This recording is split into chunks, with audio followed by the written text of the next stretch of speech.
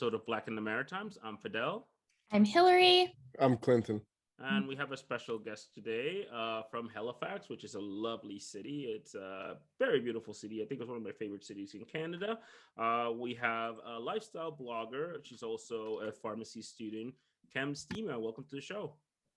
Thank you so much for having me. Thank you for being with us. That's a nice background that you have. Like, that's a pretty cool decoration thing going on. If you could see Thank you. so people can see it on our YouTube video. So let's start back. Where are you from? Where did you grow up? So I'm originally from Kenya. I was born and raised in Nairobi. Sort of stayed there till about the age of 10, 11, moved to another country in the southern part of Africa, which is called Zambia. And I stayed there for pretty much my entire middle school, high school years, and then came to Canada back in 2010. So Kenya, they tell me it's a beautiful country there in Nairobi as well. You mentioned 3 beautiful places in Africa. So tell us, how was your living as a child there, like in Kenya and Nairobi and those places? Oh yes, it's definitely, I miss home all the time. It's so beautiful. I can't like, you have to visit it. If you ever go to Africa, make sure Kenya is on your bucket list. So first of all, the weather is amazing. It's just like we're on the equator, so we have the best weather.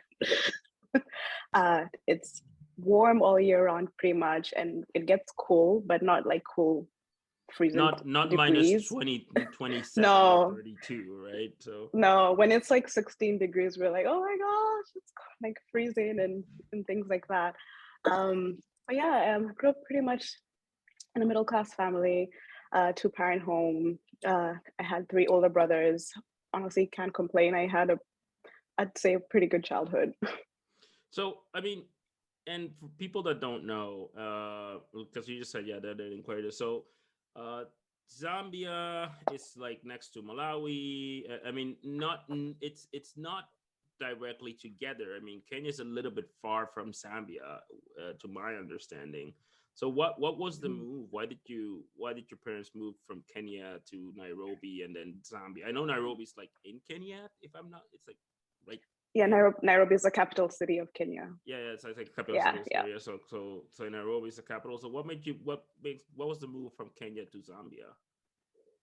So my mom got a job with the Kenyan embassy, so they moved, and we were there for a long time. Yeah. Oh, and how long you lasted there? I think till I was about 18, 19, like right before I came to Canada. Okay, so that's so you did high school and you did So walk us on how is school there? Like, I know, like, if I'm from Latin America, right? So it's a very uniforms are a thing. Same thing in Africa, which I remember. Like, uniforms are a thing. Schools, like girls' schools and boys' schools were a thing. How was that? How was the school environment like there? Yeah, so strangely enough, actually, the school that I went to was an international school. A lot of international schools don't do the uniform thing. I'm not sure why, but local schools pretty much do the uniform thing. So we wore like home clothes every day, and we had a range of like diverse students. And high school was one of the best experiences. I had a lot of fun and still have friends from high school too that I keep in touch with to this day. Got wild, the drinking, all the parties. Oh, just the stupid things that you do when you're a teenager. So what kind of girl were like you in school? Like, were you like the girl that you went to talk to, the fashion girl, the gossip girl, or the like quiet one? So I was like the nerdy girl, the nerd, but like who loved to party in fashion. It was weird. Like it was like I was 2 opposite people, because like in class I was this, grew up in like probably like I swear every Black household. Like you come home, it's like my mom was the type of person who I come home and let's say I bring in 86%, which is a pretty good grade. And then she'll ask me what the highest in the class was. And then I'll be like, oh, 93%. And then she'll ask me whether we were in the same class or like, like just different things like that. So like the expectation was, these are the grades you should bring home. So, and she'd always tell me, I remember I never used to like math. And she always used to tell me, but you're so good at math. He's like, you're so good at math. And she told me that until I actually believed I was good at math. And then it became my favorite subject. It was a weird way, but somehow it worked. And so my grades were pretty good and I was very studious. So it kind of translated when I came to Canada as well. So in university, it was, I used to go out a lot with my friends and everything, but like I was always on the dean's list. Just, Oh wow, I, that's yeah. that's pretty dope. So okay, so it's I don't know if you heard the show before, but we usually talk about like the childhood experiences, and it's kind of a different environment when you are surrounded by Black people. Like it's just a normal thing than what other experiences when you're like the only Black person. There's a difference. Yes, celery is one. Like, but it's kind of cool to hear those stories because it brings a familiarization that experiences are different. That's the first thing, and the second thing is that when things are kind of normal, you don't really think that there's a difference, right? Because it's just like it's the normal day. So you get in, and what makes you come to Canada, like out of all places? I know it was super random because I actually went to St. John, New Brunswick. Wow. I know, like seriously. So okay, being an international school, it was sort of like customary that a lot of colleges and universities would always like bring pamphlets or just different things around. So I initially wanted to go to the US. I wanted to go to Miami, like because Better I mean, weather, beaches. I mean, come on, yeah, come it's on now. Miami, and I was TV watching MTV, and I wanted to go to Miami and live life. I'd picked up my university and everything. So then I graduated high school. I was 16 years old, and I was super excited. And then my dad had recently come back from the States, and a family friend of ours that was there, they moved there I think a few years ago, and like this family friends were from church, and it's so funny because they basically went and got, in brackets quotes, like spoiled, like started living like the American life or whatever you want to call it, living the dream. And so he came back, and then he was like, yeah, no, she's not going. Like this is not going to happen to her. So that's how I ended up not even leaving the country that year, because they were like, okay, no, you're too young, so you're going to stay and do IB and get more mature, and we'll let you like leave the country. So for those of you who don't know, IB is basically, it's a 2-year diploma. It's called International Baccalaureate. So that's what I ended up staying and doing after high school. And that was in In Zambia as well. Zambia. That was in Zambia as well. Oh wow! Yeah. So your dad went to the U.S. and what was the thing that he didn't like? I mean, what was it like? He was like, "What the hell?" Because he found these adorable family friends of ours that were singing in the choir and like at church and different things like that. And now he came and he didn't like the way they were dressing and they were going out, and it just, it's like, it was, yeah. So it was I more of think a he was. like a social, like a cultural social type of thing. Oh wow, wow, that's quite interesting to say that. I mean, don't get me wrong. Like the first thing that when in the U.S. that I was like shocked to see, was a show called 16 and Pregnant. I was like, Yeah. why would they put this in TV? I was like, I remember that show. and I was like, I mean, this doesn't seem right. Like you kind of glorifying this thing, but anyways, but I could definitely see that. So 2 years in you took international bachelor, which is like business. It's like a business degree or some type of thing. Or what exactly No, do? International Baccalaureate. It's a diploma. It's like A levels. Okay. So yeah, so It's you do all like courses. it's like upgrading all of your courses to be like university preparatory, from my understanding, because like we have that here at some high schools that you can go and take like IB level, and it's basically like a university level, but you're not in the university setting yet. Yeah. Me and my brother did that here in this country. Yeah. But That's not awesome. like, yeah. We don't have a whole 2-year program, but my dad, who's Senegalese, forced my brother to do it. So same vibe. Yeah. Oh And wow. it's awesome too, because when you do it, you can actually defer a lot of your first year university courses. So what ended up happening for myself was when I came to UNB, and then I didn't know that at the time. It was only later on when I found out, when I'd already started the semester. So I was like, you know what? I was like, I don't really know what university is like. So I'm just going to do these courses and transition into second year instead of deferring them.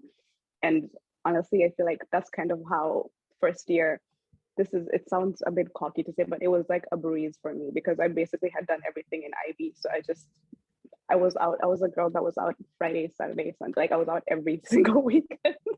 But like the GPA at the end of the year was 4.2. Like nice. And it was because of IB. Like IB actually really does prepare you for university a lot. Okay. So there you go. Yeah. If you're international, do that IB. I mean, I basically, the internet was my IB for me when I was one of the first kids in the internet. So I was like, okay, you can get the homework here. I'll do this all day, every day. So you do this, and how did you decide to go to St. John's, New Brunswick? Was it your decision, or was it like, this is like, I need to get out of here, this is the first thing, I'm out? Yeah, so what happened was one of my friend's older sisters, she was at the university before, and then so her dad, they're very close family friends of ours. Her dad, when he came for the graduation, his words, he came back to Zambia and then told my parents, like, oh wow, like, you know, I visited the place and it's such a small town, like it's like a little village in the middle of nowhere. I think we should send the kids there and they'll focus and there wouldn't be any distractions. And then the next thing I knew, I was in St. John, New Brunswick. Me and my friends, we were sent there. So they were right. They were right and wrong at the same time. So that's definitely good. So, okay, what was your first thought when you landed in St. John? Like when you first landed? I never forget. Yeah, I came May 1st, 2010. And I remember first I was freezing. And I remember I was wearing like a scarf and a winter jacket and I had boots on. And then the girl who picked us up from the airport had shorts on and a tank top and like slippers. And I was like thinking in my head, what's wrong with these people? Like what's and then so I was really freezing. And then we were driving from the airport in St. John to where we were staying for that night. All I could see was trees and like bush, and it just looked like, I don't know, like a scene from like a horror movie. And then the next day, I called my mom and I was crying on the phone for an hour straight. And I was like, I want to come back home. I hate this place. I don't want to be here. Please send me home. And then she was like, no, you know, you just landed, like just take a few days and whatnot and all these things. And then, so we were okay, fine. So the next day we went around, they showed us downtown and the university and everything. I called my mom, same thing, I want to come back home. And every single day for like, I think the month, I'd always call crying and just be like, I want to come back home. I want to come back home. But yeah, that was my initial impression. Oh my! So it definitely wasn't. It was a cultural shock for you because of you're used to it. So, and I want to kind of emphasize this. And people that hear us, they know. But when university students coming to Moncton, to New Brunswick, mainly they're French because it's a French university. If they call from that francophone, so they come from places like Senegal, Congo, Cote d'Ivoire, things like that. When they go to St. John, it's English, which is Nigeria, Zambia, South Africa. Not a lot of South Africans, very, very little people from South Africa, but they do, they're quite. So how was the community when you came here? Like, was there a lot of people that you could relate to? Was there like just a little people, or there was just like nobody from that you could kind of? Yeah, so I was super grateful that I came here with essentially my best friend. And so we had each other. So we're like, oh, even if we don't make friends, we have each other, like we're good. So then we met like the Black community, and it was predominantly Nigerian. There were a few Kenyans, I think about two Zambians. Like it was kind of a mixture of different places. But yeah, assimilated pretty quickly. And yeah, it was pretty good. I mean, the Black community in St. John was very, very small at the time. Like over the years, it's grown. But at the time, it was like we basically knew everyone. So if there was a new Black person in town, everybody was like, who's that? And that's kind of funny because St. John has the longest Black Canadian community in New Brunswick. That's where they Oh, mostly are. Yeah, there's black settlers. They were in St. John, and in St. John, you will probably, which is it's a bit odd, and we probably will have to get somebody like Neil or Matthew or those guys. That it's kind of odd because the black people from St. John don't really uh some of them do, some of them don't. They don't get with Africans, so, or African culture, just because they've been there their whole lives, and it's a different type of thing. But yeah, I do get where you're coming from, and you feel like, not like Moncton. That Moncton is a different place. Saint Fredericton has a couple of black loyalists as well, but you yeah, got, I certainly saw that. Like, they never really mixed with us. Like it was pretty like well, I segregated, mean, which I found really strange. Yeah. when you see black people that listen to Conway Twitty and the other people are doing like a Santo, it's like, what the fuck? Like, they're two different things. Yeah. That's like, don't get me, like, that's one of the things that we kind of focus. It's like, for example, a lot of people here in Moncton, they spoke to me in French, and I was like, I don't know any French. They thought I was from somewhere in Africa, and I was Mhm, like, mhm. no, I'm not. And they're like, oh, you're from Halifax. I'm like, no, no, no, no. I'm from the Dominican Republic. So it's like, oh, Mhm, okay. mhm. But yeah, that's that. It's a.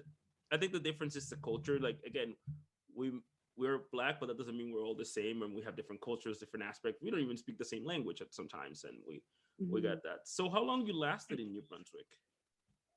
So I was there, graduated in 2014, and then I left in, I think, 2017, 2018. Oh wow! So you lasted close to 5 years, Six, seven, 7 years. 7 years, 7 years. Yeah. So if you could, like, compact your life in St. John, what would you say it was, or how it was? It's definitely where I met like my lifelong sisters. So I met some really good group of people, and we were there through everything. And we sort of, after graduating, some of us stayed, some of us left, and others went to Europe to do their masters or different experiences. And we're now like, we're not even all together now, but we're still very, very close to each other. And like, I was really excited that when I got married a year ago, they were able to come all the way to Kenya, and that was really cool to have them and show them my country and have my wedding and do it as my bridesmaids, and it was super fun.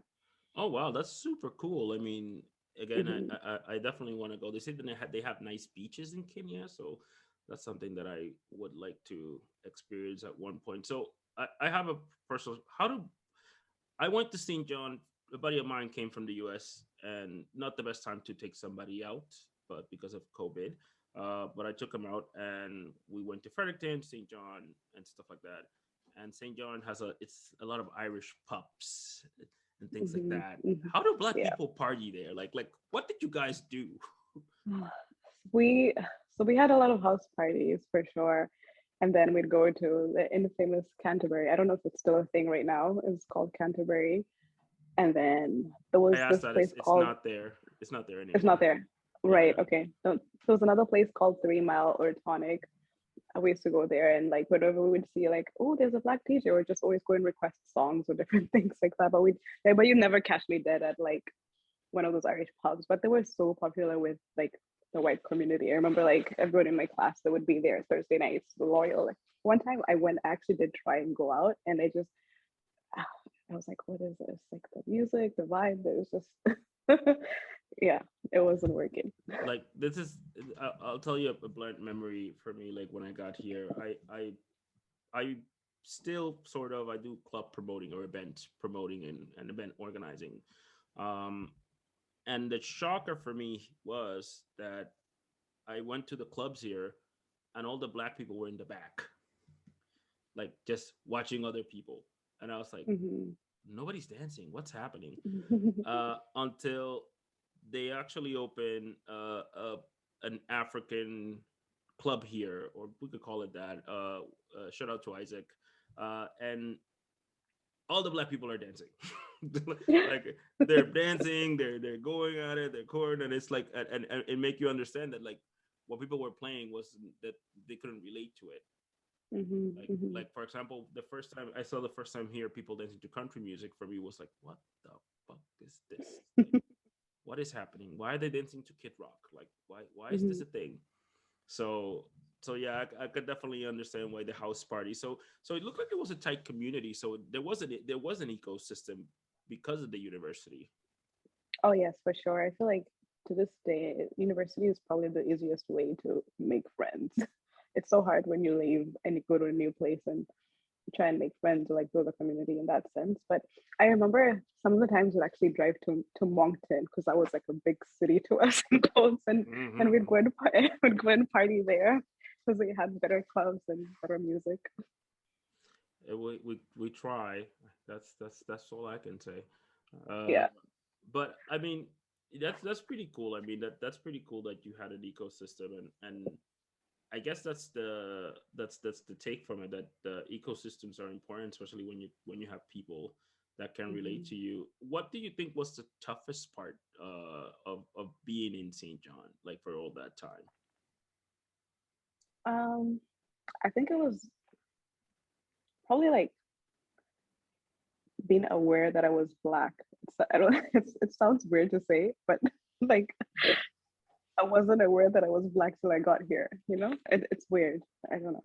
So tell us about that, because I think that's something that we get, like when you were aware, like because we say that you don't understand you're black till somebody tells you that you're black.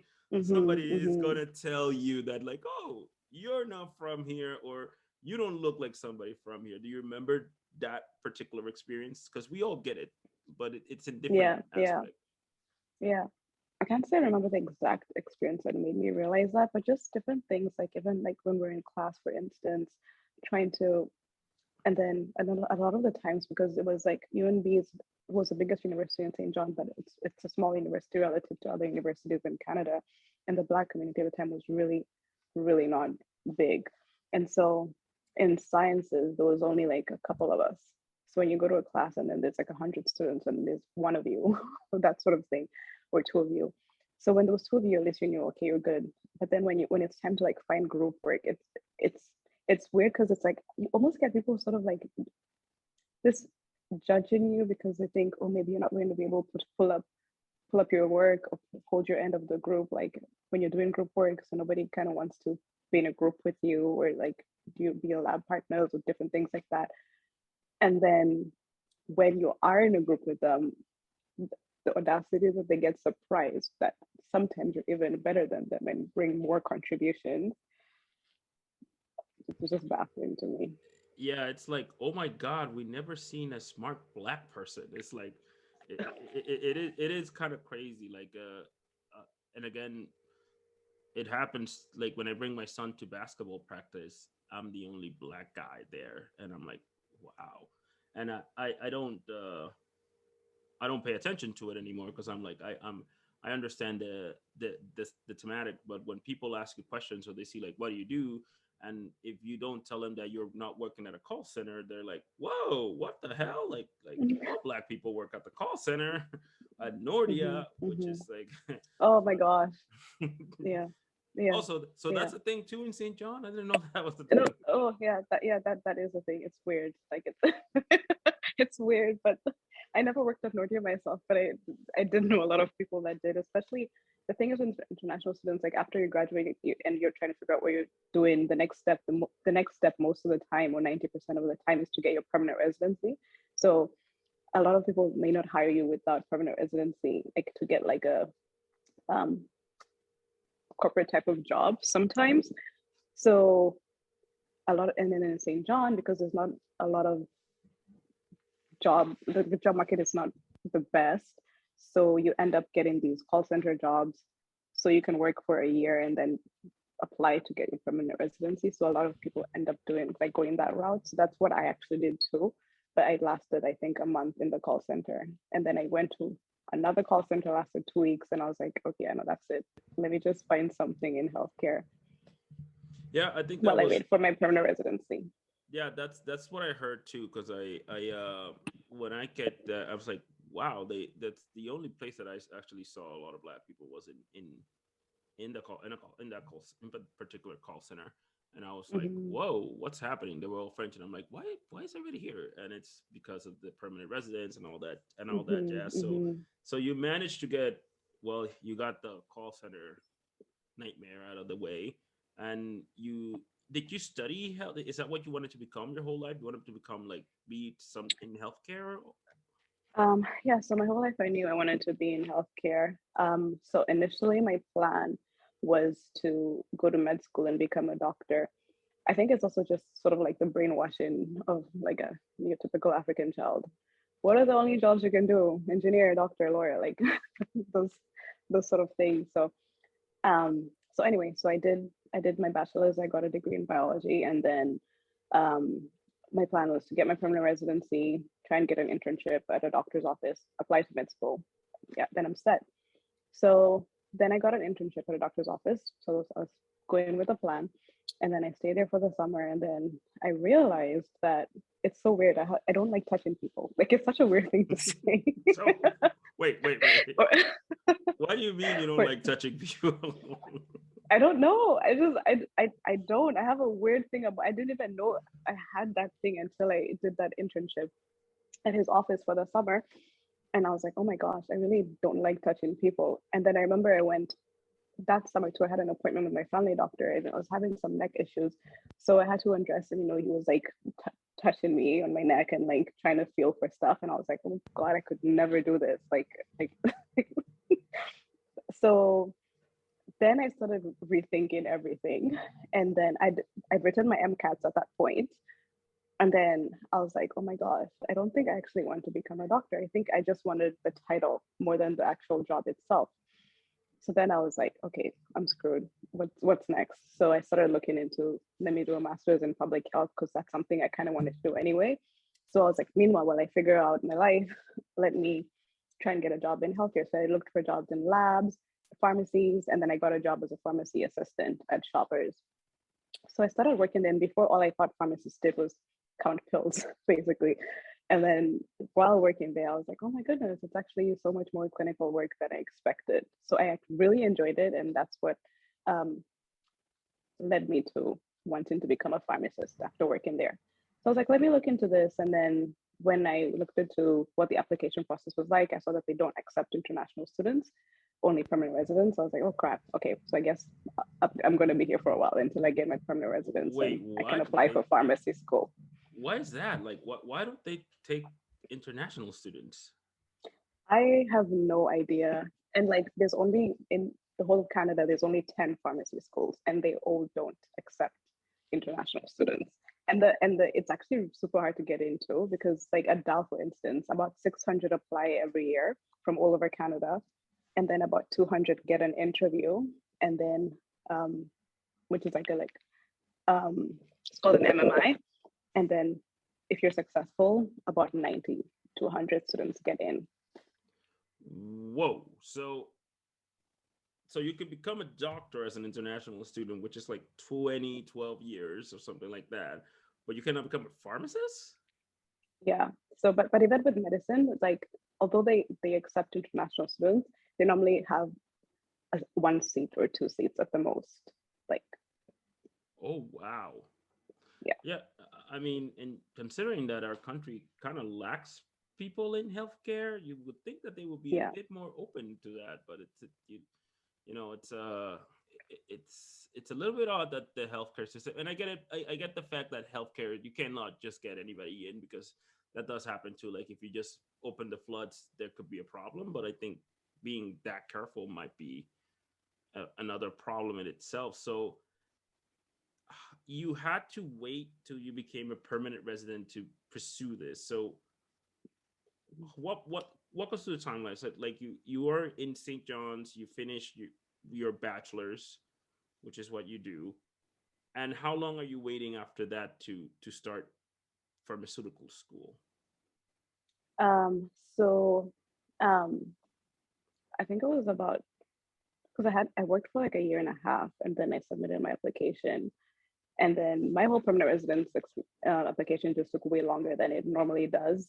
So I think I waited for almost 2 years, and that's after working a year and a half, because like they kept sending it back for like weird things that weren't even, I remember like the first time I put in my application, immediately they sent it back. And I was like, oh my goodness, like what's going on?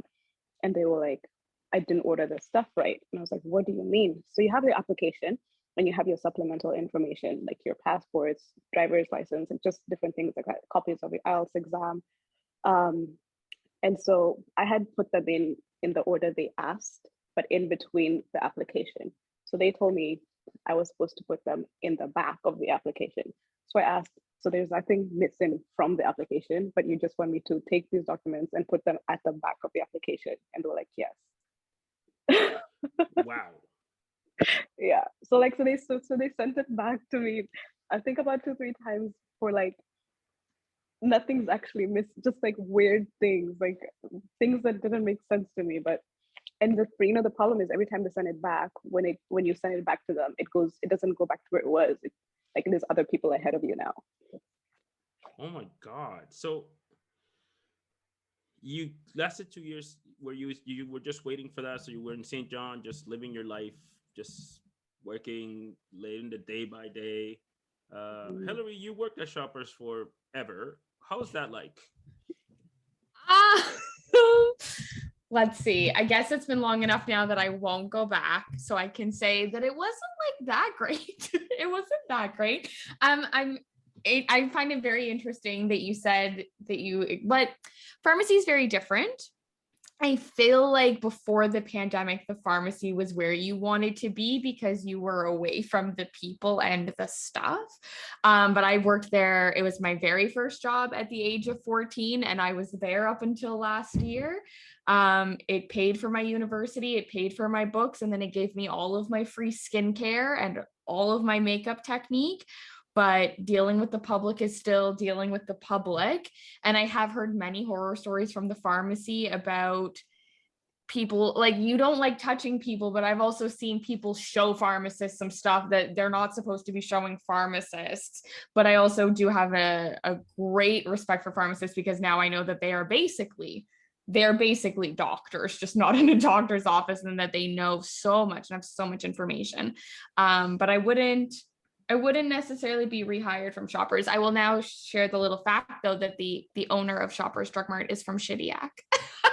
So just shout out to Shediac because that's who owns Shoppers at the moment. Oh, wow. The CEO? Yeah, Jeff Legier. Oh. He's from interesting. Shediac. He knows my second grade teacher. I met him once. Yeah. I didn't know Josh was from Shediac. That's so interesting. Yeah. There you go. Don't tell him I say hi, fact. I guess, now that I just talk shit. Oops. Oh, I've never actually met him, just like professionally on LinkedIn. Yeah, same. Shoppers, come on, give us a sponsorship, or not really. I don't care. We don't care. Don't well, whatever. It is what it is. Anyways, so can you tell us, like, because again, you were in St. John, and I've been to St. John, and like, you're probably the only Black person working in the pharmacy or in the whole store. So the whole store, whole pharmacy. Yeah. So does it ever come to you like does somebody come with some bullshit when you were in the pharmacy? Like, because like again, always I always got different reactions. Like literally one time I remember. Okay, but also it was mixed. So I can't say it was bad. It was funny and sad and nice and weird and angry at the same time. So some people would be like the Black people, when they see me there, like I see you, like I love that you're here, like type thing. And then older like white people, like this lady took my hands, and I don't like touching people, and she put them like this, and she was like, I'm so glad you're here in Canada and you're safe. And I was like, what do you, I looked at her, I was like, what do you mean? Like, she's like, where are you from? And I was like, from Kenya. Yeah, I'm so glad you're safe now. I was thinking, wait, Kenya doesn't have history of civil wars. Like, we're not at war. Like, I was living a fine life. I wasn't, like, but yeah, it was weird. People really have a bad assumption of Africa. Let me just say that. Like, it's just like if you actually see Nairobi, it's so beautiful, so much you can see there, and like you can go on safaris, and you can even go on a hot air balloon ride and like see the wildlife down. It's pretty cool, and you'll see like elephants and giraffes and lions and so many things, and leopards, and go to the beaches where you have white sand and actual real beaches, not like the beaches that you find here, and so many things to do. Yeah, and I think it's again, it's not just Africa, which Africa does have a bad media. I think what I tell is that Africa has a bad PR rep, like because we only seen like world hunger, Somalia, and the civil wars and stuff like that. But if you go to like Johannesburg, South Africa, you're like, whoa, what the hell? This is a huge city. With again, as every country, everybody has their own issues, which I don't know the first country, but we don't hear the problems that are in Sweden or Denmark or Norway, right? We don't hear those, so that's why we're like, okay, we don't know what's going on. But in Africa, it's they're like, okay, it's slavery, poor people, hunger, and civil wars. That's pretty much how. Yeah. And I think right now with I personally think that the coolest thing that's happening is that Afrobeat movement that is kind of showing a different entertainment world in Africa, which again, it's not everything, but it's the start. Also, the digital money, which the digital money in Africa is booming right now, which you don't find that in the States or any places. So that's kind of being showcased. And it's not even booming right now. It's been there for the last several years, like. So it's crazy. It is yeah, crazy. like for example, people don't understand that in most places in Africa, people don't use money; they use their phones to pay, and they've been using that for years, right? And people are like, "Whoa, what do you mean? Like we don't have that here?" I'm like, "Yeah, well, they have it because of necessity." But that's being showcased that this technology is going backwards. That they're using that technology to bring it to places like the States and even Canada. So that's something good to hear. So you get into pharmaceutical school finally after 2 years of getting that thing done. So where did you land? You land in Halifax, or where's the pharmaceutical school? Yeah, it's pharmacy school. Yeah, in Halifax. Yeah. Okay, so you get there and you're in the bigger city now. You're in the big city here. Like it's like, oh my God, because you're like, and the funny thing is that people don't know the history of St. John. St. John is the oldest city in North America. It's older than New York City. It's older than Los Angeles. It's older than a bunch of cities. It was supposed to be the biggest city in New Brunswick, and it was supposed to be the biggest city in Atlantic Canada. However, certain people and politicians stopped that from happening to build their factories and stuff like that, and that actually got it everything. It's to Halifax. Go ahead. Can I ask a dumb question? Because you're educating me right now, because I didn't know that, and I grew up in New Brunswick. Do you just mean that it was like the first, like that it's the first city listed as a city? Yeah, like a first city. Like, yeah. Okay. Like it's the first city. Like it's the buildings, the things. Like it's first. I had a moment of being like, but the land has always been here. What do you mean it's older if the earth has always existed? But now je comprends. Thank you. Yeah, because remember, like I don't think people remember, like to a time when we think about New York City, we don't think that New York City Manhattan was an island. So that was the thing. The boroughs of Brooklyn was something. Poughkeepsie they were different states. They weren't the same thing. And then things started going out. So that's what happens. But nevertheless, you get to the big city of Halifax, and you're like, you've already been in New Brunswick for a minute now. So you're quite what are you? Are you relieved? Are you like, oh my God? Oh, I was so done with New Brunswick. I remember so when I put in my application, and then my pharmacist, the co-workers, was like, oh, like you need to know that not everybody gets in on their first try. So just be prepared. She's like, I didn't get in on my first try. My GPA was also this. Like a lot. It's nothing to do with how smart. Like just be prepared.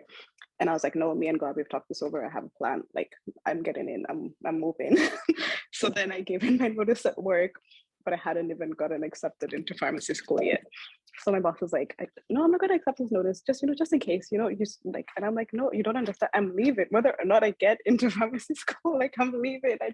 I can't stand this place anymore. And I prayed about it so much. I was like, God, this is the direction you want me to go in. Like, I'm not applying again. Like, let me get in. So when I got in, I was so happy. My prayers were answered, and I was like, peace, I'm out.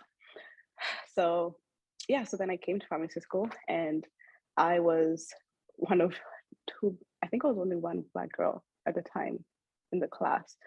And then again, it's like, I got so comfortable in my skin, and I've never had this, like, I don't know, problems or anything.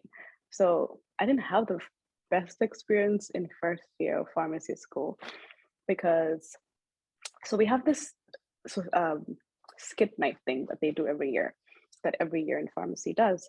So we're like a committee, a group of us, maybe like about 30 people, and then the whole class can write and participate in the skit. So so you can write in the Google Doc anonymously, and like just put your ideas and things like that. So as people were developing the script for the play, there was a joke about Africa. And I'm not a sensitive person, but when it comes to like certain issues, like I'm just like, okay, yeah, that's, I cap it there. So it was something about the poor starving kids in Africa. I don't know, something in those lines. I don't exactly remember what the joke was. So I remember that. So the next day when we were now reading the skit out loud, and we're in the classroom, and I was like, what the? Like, I couldn't actually believe what was happening. And I was like, this is what these people like think of me. Like, this is where I'm from. And I got so angry. Like, my patience is like at 100. Like, so, but I lost it. I was so angry. My blood was boiling. I started shaking, because I'm not a person who gets angry. So when I get angry, I start shaking. And I was just like, should I say something? Should I not? If I don't say something, like, it'll kill me. It's not right. If I do say something, I'll be like the sensitive Black girl, like forever. And like, I just met these people. But I had to say something. So I put up my hand and I was like, I need you to joke out. Like, right now, I don't think it's funny. That's where I'm from. Like, that's so messed up. Like, that's some racist shit right there. And then it got so awkward, and everybody was so quiet, like, oh my goodness, I don't know who put this in there, and like, blah, blah, blah, blah, blah. And like, the fact that I even had to say it, like, and no one said anything before, so it's like, so even if you didn't write it, you didn't say anything either. But so they took the joke out, and it became so awkward. And then that's when I really, like, in that moment, even though I've had other moments in New Brunswick, that's where I was really aware of my Blackness. I was super aware of my Blackness. And it made it so awkward to relate, to actually be friendly, because I don't know what these people are thinking of me. And it was weird.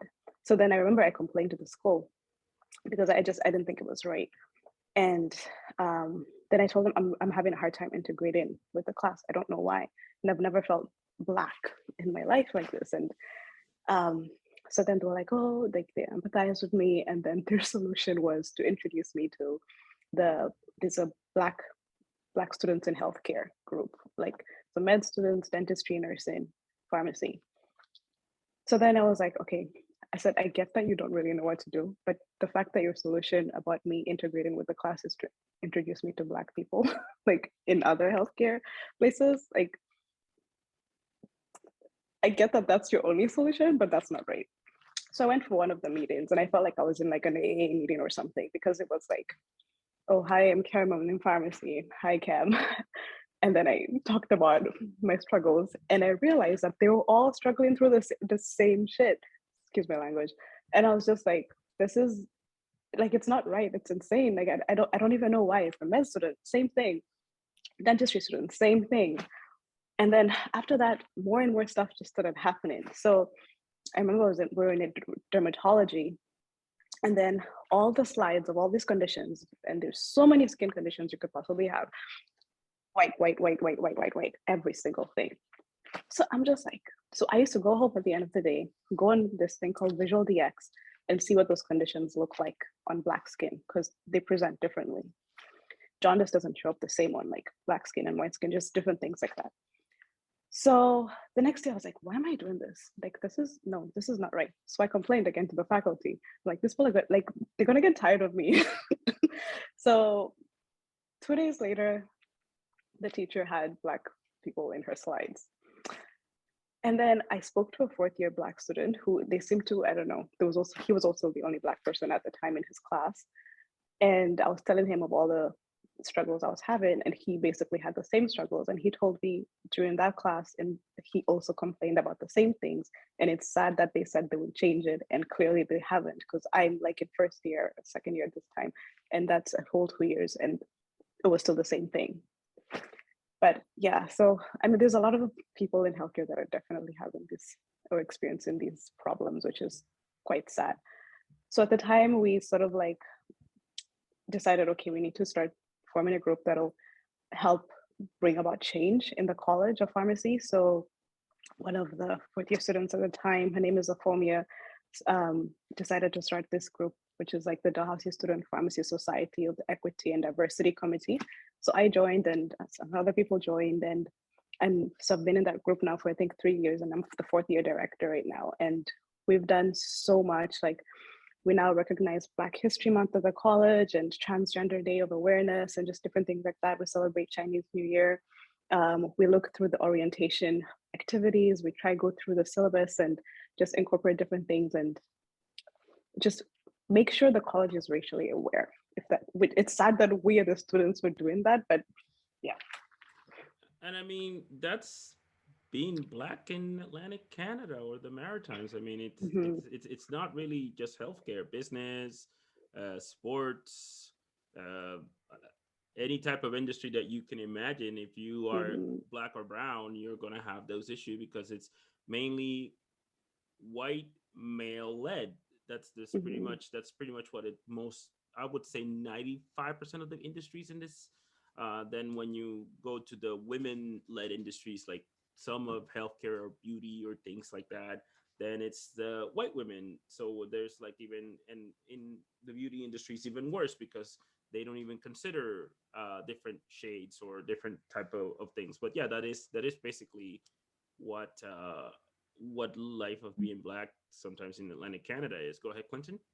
Just reflecting the same thing. Yeah, like that is what Black in Atlantic Canada is like. That's what being Black in Canada is like. North America, Black in the Maritimes. That's kind of what this show is about, telling people what it's like to be Black. And to me, the title can be ironic at times, because I've heard Fidel say this before, and I'm hearing you say it, Ken. When you came to Canada or North America, that's when you kind of realized you were Black.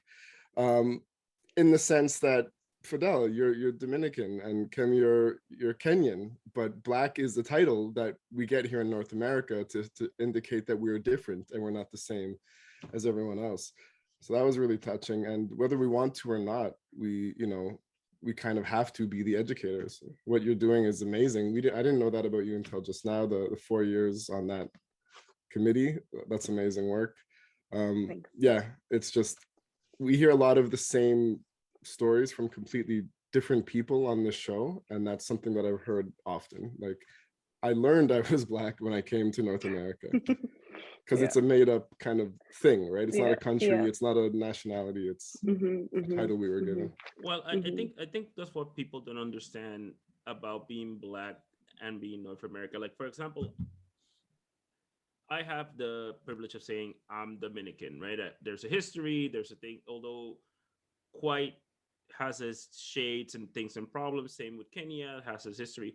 But when you're Black and you're Canadian, there's only slavery, Jim Crow, like all of this is part of your history, and there seems to be like even your last name, because if you are Black and you are a loyalist or maybe Black from the South in the United States, when you say Smith or Johnson or man, that's a slave name. That's a slave last name. That's not your that was the last name that the slave owner put on the slaves, and because they had their history erased, they had to live with those last names forever. But that wasn't their last names, so it gets complicated even more at that thing. And again, not to say that there is a bias, which there is. We kind of know that there is a bias, but there is also, when it comes to like subgenders, where it's careers, life, and things like that, then that there's also a bias in that as well. So that's also what we hear a lot, that there no matter what field you are, there's always going to be that type of bias, like, oh, you're different. Like, but why? I went to the same school as you. I did the same courses that you did. I passed the same grades that you did. So like, how am I different than you are? Oh, it's the color, right? Like, so walk us through that. Like, you do when do you actually get to like make you be like a lifestyle blogger, and explain us a little bit about that? Like, what is a lifestyle blogger, and what did that started in school, or did that started before school, like in Halifax or in New Brunswick? Where did that started? So it started in Halifax. It accidentally became a lifestyle blogger. So basically, okay, like I like to dress up, and so I'd take nice pictures, whatever, on Instagram, just randomly post as everybody does, and then everyone's like, oh my gosh, like I love your fashion sense. I love your fashion sense. Like you should post stuff. You should post more. And I was like, okay. So I just started taking more pictures and posting on Instagram, like just having fun with it. And I was like, okay, I'm just gonna blog for fun. And then I started a website, wrote a bunch of stuff just for fun. And then the more and more I started doing it, I think that was in 2018. And then I remember the company started reaching out to me to like, oh, like we'll pay you to do this and this, or like post this, we'll send you a free product. And I was like, wait, what? People get paid for this? And then I was like, okay, like sure. So then I started getting into it more, and yeah. So initially I'd always post just about like fashion, but really my passion is skincare. Like I love skincare. I'm very knowledgeable in it, especially with the pharmacy side of it, because we did dermatology. And I'm always recommending like skincare regimes for friends and different things like that. Or so I'm trying to post more about stuff like that. So at the end, I was like, okay, but maybe this can be my side hustle. You know, like I remember reading the Forbes, like, oh, the average millionaire has like 7 different jobs or whatever. Or 7 streams of, not 7 different jobs, 7 streams of income. So I was like, maybe this can be one of my 7th. Anyway, so yeah, so I started taking that seriously and having fun with it, and that's pretty much how I got into it. Okay, so that's kind of cool that you said that you it was not by mistake, but by just you bump into the whole thing, and you say that with the skincare. So now there's not a lot of you in the Maritimes. Yeah, you're Black, you have a good fashion sense, you have this following and things like that. What do you think for you, that you've been in this journey, like, well, you bump into this and bump into that too, people that are of color that they're trying to do something like you, whether it's in the health sector, or in the fashion blogging, like what would you recommend to them to do as a person of color in Atlantic Canada? Trying to become a blogger, or a pharmacist, or anything that you've been through. Well, with the blogger, like honestly, I'm still learning. Like every day is a learning experience, and it's a learning curve for sure. There's so much more things that I didn't know that every day I'm discovering. But put yourself out there, and it's always good to have connections, and just be memorable everywhere you go, because you really don't know who you're going to meet and how they'll help you in one way or another. So if you want to start blogging, like don't go and invest in a camera or anything. Just start with your phone, take pictures, build your audience, build your community, stay engaged, and be authentic as well. Because like I remember and I learned this the hard way too, because in the beginning I just post a pretty picture, and then I'm like, okay, but what is my purpose in this? So like, am I just here to post pretty pictures, or what am I trying to do with it? So then I stopped blogging for almost a year, and I was like, okay, I'm not going to do this until I figure out what my purpose is. Then I realized that I like motivating people, and I also like motivating young girls to pursue like careers in STEM. And I'm also passionate about skincare. So I was like, okay, this is going to be my purpose on social media. Like I'm going to try and speak through this, like about this in my posts. So when I started doing that, I noticed I was actually getting a lot more engagement and things like that. So if you can just be true to who you are and share your passions, the right people, the right niche will find you and follow you, and you'll get your engagement. Because that's at the end of the day, like these companies, they have the big budgets, they're willing to spend the money, but it's not even about how many followers or how many likes, it's about the engagement rate. So if you go and buy followers and then you have like two comments on your pictures and you don't have an audience that's engaging with your content, then they're not likely going to be able to work with you or have like a long-term relationship with you, sort of thing. And then in terms of pharmacy school, so basically all you need is 2 years of a bachelor's in science, so you can enter the PharmD program. A lot of the times though, so we have a mixture of people that enter the program. A lot of people already have degrees. Some have the 2 years that's required, some have 3 years and things like that. So obviously pretty good GPA, because it's very competitive. Make sure you're a well-rounded student. So volunteering in your community, things like that. Just show that you have other passions and you can you manage your time efficiently, because pharmacy is all about time management. You have to do a lot of things at once and have a lot of attention to detail as well. Oh, that's pretty cool. So I will say that that's kind of cool what you're like, how you want into it. Now I will ask one last question if you guys want to ask another question. Like, where's your biggest fan base from? Like, where do you get most traction from? Do you know? My biggest audience is in Canada. I'm not sure exactly where in Canada. I have to look at that, but it's in Canada, and then I have a huge from Kenya, just because back home, and then the rest is sort of random. Oh, nice. That's pretty cool. So, you guys, Hillary or Clinton, you guys have any question? Go ahead, Hillary. Yeah, I said I have a question. So I'll start off by saying that I surprised I got a blogger on this show.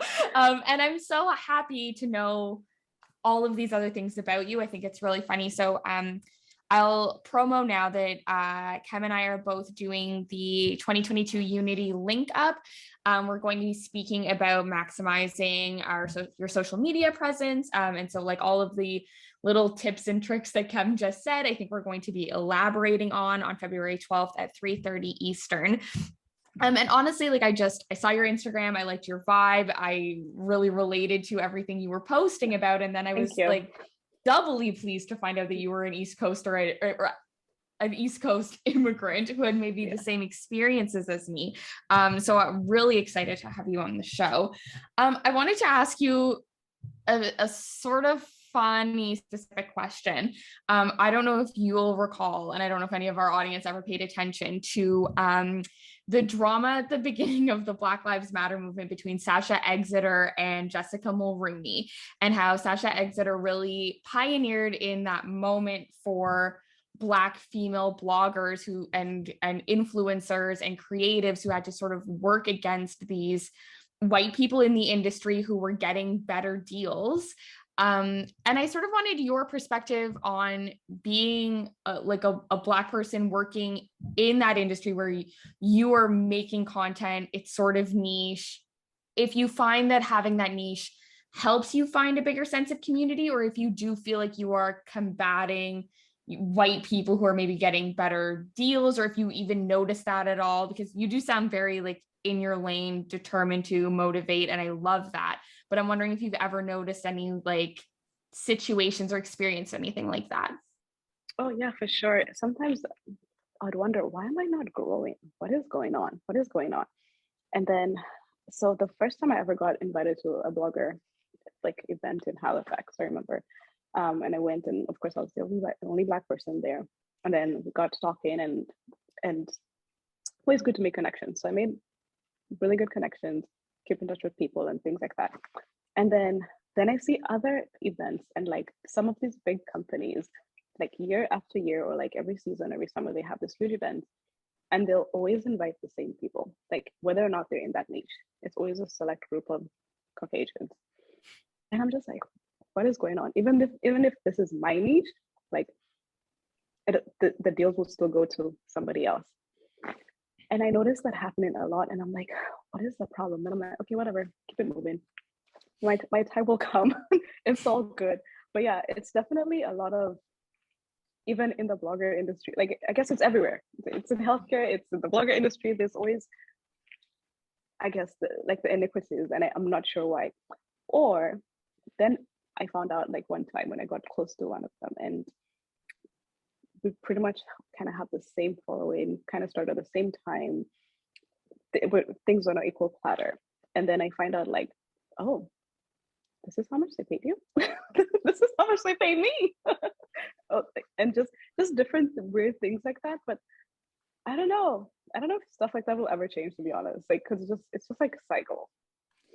It's definitely, so I'm in Toronto, and it's very similar here, where it's the same bloggers, influencers, people who sort of have the money and give it to the fashion industry here, and then are rewarded with like dinners with Dior and going to Holt Renfrew and going to all of these places. And so they're the vision and the brand, and they're the ones at the forefront. And then it becomes a very self-serving circle.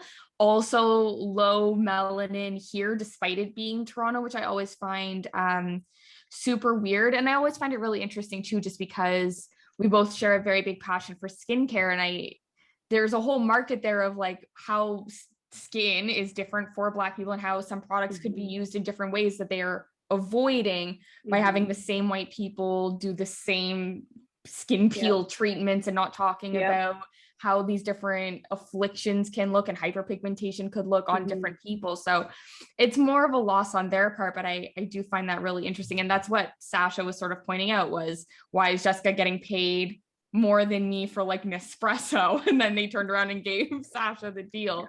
So it happens apparently to everybody. Sadly. Yeah, and it's a big thing in TikTok as well. TikTokers, we're talking about that Black TikTokers get less money, Black YouTubers get less money, Black Instagrammers get less money, Black TV hosts get less money. It's just like the word. The common scenario is black. Black. No, it's true. And so after I found that out, I was like, I have to increase my rates. So I increased my rates, and I'm like, I'm sticking to it. Like, this is what I charge now. Yeah. Because and the thing is, if you don't talk to others, you won't know that you're getting underpaid, because they're not going to tell you how much you're paying person X as opposed to you. Yeah, that's definitely something that we could have a whole subject about that, to be honest with you. Oh yeah. We could definitely have a whole subject about that. So if they want to find you, where do they go to? If they want to find your blog or what you do? Yeah. So you can find me on Instagram. It's at House of Mora. That's my middle name. So it's House of Mora, Moraa. Same on Pinterest, at House of Mora. Oh wow! So Cam, I do definitely want to thank you for being here.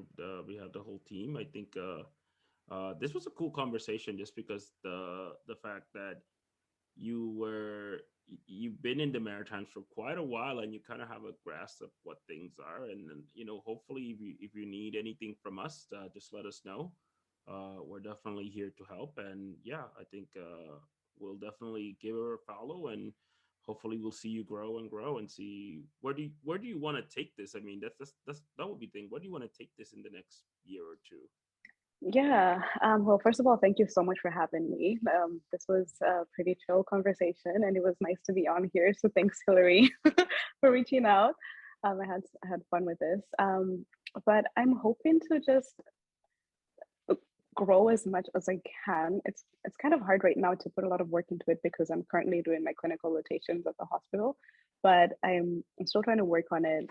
So watch out for some more content coming out, hopefully in the next couple of months or so. And I just want to be able to share as much of myself, and also help people in their skincare journeys, or motivate you and show you different ideas of how you can put some certain outfits together, and we can just grow together as a journey. I'm a newlywed, recently married, so I'll probably be talking about some stuff like that, because I know I and my recently married friends have so much to share, and stuff that we've learned so far, even in just a year of being married, and what it means, different things like that. Well, congratulations. Been there, done that, pass. But well, I hope that everything goes well, and yeah, I'll definitely take a follow. I might get to trouble again and get married again. Who knows? But don't say that. I'm just joking. I'm just kidding. I know. That's everything's different. So yeah. So thank you for being with us. And again, guys, if you want to get more of us, just subscribe on iTunes, Stitcher, Apple Podcast, Spotify, or if you want to follow us on social media, is Black in the Maritimes on TikTok, Instagram, Facebook, Twitter, and yeah, donate on PayPal or Patreon. That really helps out the show. So, you guys have anything else to say?